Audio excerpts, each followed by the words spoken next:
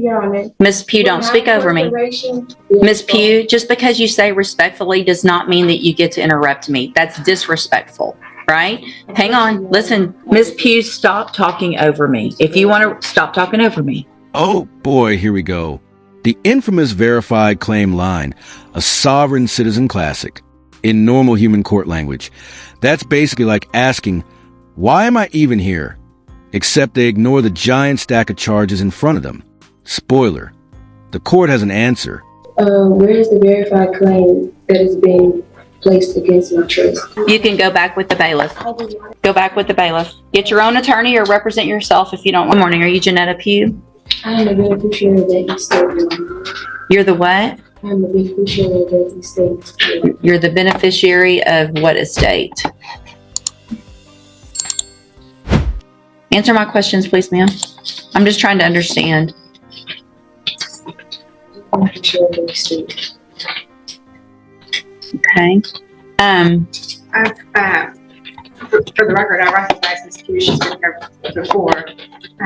I do as well, for the record. Yep.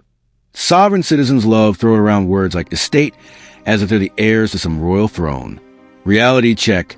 In court, it just makes you sound like you watched a YouTube conspiracy video at 2 a.m. and took notes.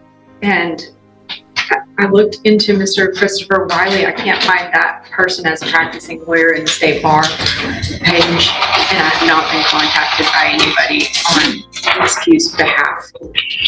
All right, so Ms. Pugh, Mr. Lewis has been appointed to represent you at this point. Obviously, you know as well as anyone that you're in custody and we want to get your case taken care of. If you've hired or your family has hired another lawyer, then they have to contact the court so that we can do something with your case. And do you know if they've hired someone? Respectfully, Your Honor, I do not agree with your appointed foreign agents, considering that the first duty is to the state and will be considered conflict of interest, Your Honor. And here's your first legal insight. You can refuse a court-appointed attorney, but then you either represent yourself, risky move, or hire your own. There's no third option where you declare independence and the charges just poof away. Okay, so if you don't want, the only thing I can do, I'm appointing an attorney to you to help you, right? So if you don't want a court-appointed attorney, then your only option, two things. One is to represent yourself or to hire a lawyer. So if you don't like the way it works, then you do something different. So are you, listen to what I'm saying. Are you either going to represent yourself, or are you going to let Mr. Lewis represent you, or are you going to hire someone? Objection, Your Honor. Respectfully, is this a court of record? It is a court of record. So your objection's overruled. Okay. Respectfully, Your Honor, where is the verified claim that is being placed against my trust? It's right here. It's called an indictment. And Mr. Lewis has a copy of it, and he can show it to you. So that would be the verified claim against you. Okay. Your Honor, respectfully, Your Honor, there were writs that was filed to the case that still haven't been received. I've received your petition for writ of habeas corpus, and it's denied. Okay. Respectfully, Your Honor, I demand to be released due to lack of evidence of stated claim and not being given the proper opportunity to obtain proper counsel to effective defense. It's overruled. Okay.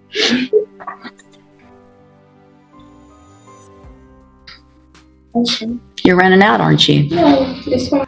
You can almost feel the secondhand embarrassment creeping in. This is that moment when you realize the judge is playing chess while the sovereign citizen is still trying to figure out checkers. So here's the thing, Ms. Pugh. I appreciate your position, but listen, Respectfully, Your Honor, Ms. Pugh, don't speak over me. Respectfully, Your Honor, for my incarceration. Ms. Pugh, just because you say respectfully does not mean that you get to interrupt me. That's disrespectful, right? Hang on. Listen to me. Everything you have there is overruled. And here's one of the reasons why. Is because you have a lawyer. And your lawyer will file the appropriate motion. You're interrupting me again, which is disrespectful. So I'm going to leave Mr. Lewis as your attorney unless you choose to represent yourself or hire someone else. I'm going to give you 2 weeks to determine what you're going to do. You can go back. You can go back with the bailiff. I do not agree or comply to your appointed Go back. agents. You already said that, and that's overruled. Is to the state. Go back with the bailiff. Get your own attorney or represent yourself if you don't like it. Perfect. So, Ms. Pugh, Mr. Jeffries has been appointed to represent you. He's just been given, he's trying to get caught up real quickly on all the information and the discovery in your case. I'm going to reset your case so that he can get all of that. Once he gets it, he'll be out there to go over it with you, and we'll see if we can get an announcement at the next court date. Respectfully, Your Honor, I do not agree to comply with any of your appointed court agents, considering that their first duty is to the state. I understand. We've had this conversation before. Consider conflict of interest, and for your record, I'll be representing myself. So if you want to represent yourself, there's some things.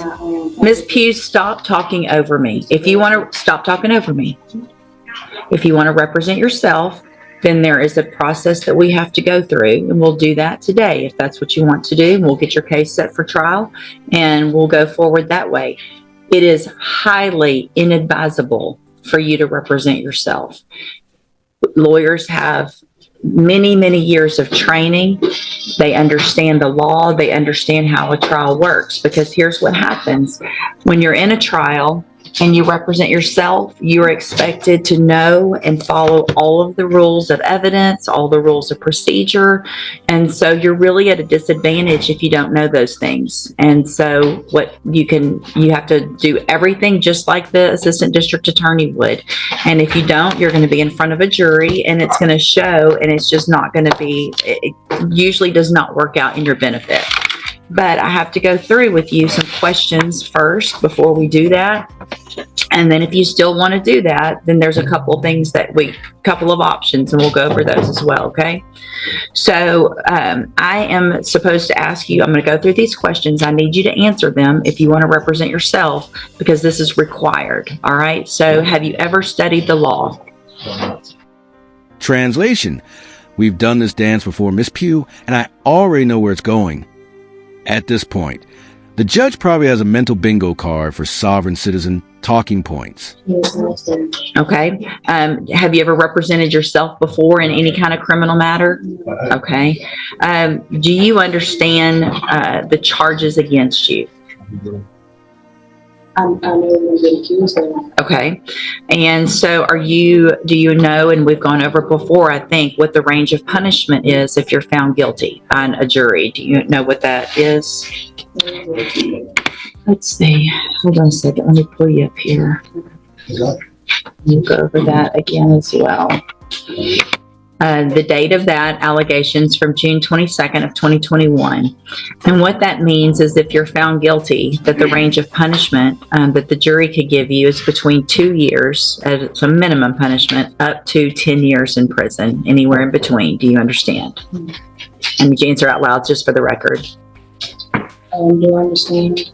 No, I don't understand. What do you not understand about I don't understand, Your Honor. So here's the thing. If you want to represent yourself, by law, you have to be able to understand these things. Otherwise, I've got to appoint an attorney for you. So you can't just say, I want to represent myself because I don't like the attorney or I don't like the process. This is the process that you're in. You live in Texas, you live in the United States. This is the law that applies to your case. So what do you not understand about the range of punishment if you're found guilty? And I'd be glad to explain it. And here's where it gets frustrating. The judge is literally spelling out the sentence range, and Miss Pugh is treating it like a trick question on a game show. I don't understand isn't a legal defense. It's just a stall tactic. I don't understand because I've never even been wrong. That's what a jury's for, right? And so if you say you're not guilty, then you go in front of a jury and they determine after they listen to the evidence if you're guilty or not. That doesn't have anything to do with if they find you guilty, you understanding that they could send you to prison for between 2 years and up to 10 years. Do you understand that part?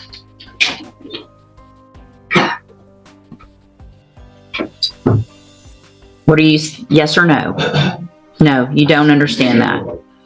So, Ms. Pugh, it's my understanding I'm not going to allow you to represent yourself because you don't understand the law and the process. So we're on question number 4 out of 15 that I'm supposed to ask you. So Mr. Jeffries is going to stay on your case. I do not want Mr. Jeffries on my. I don't care what you want at this point. You can't do it. All right, you can go back with the bailiff. I'm done. Go back with the bailiff. He's not on my case. Go back with the bailiff. He's not on my case. Welcome to the criminal appointment list. Yeah, fun, Judge. This was not meant to be any kind of punishment, I promise. So Mr. Jeffries, get ready like you would. Probably it's going to go straight onto a jury. I would And assume. we'll just get it figured out that way. And just like that, it's game over. She's not representing herself.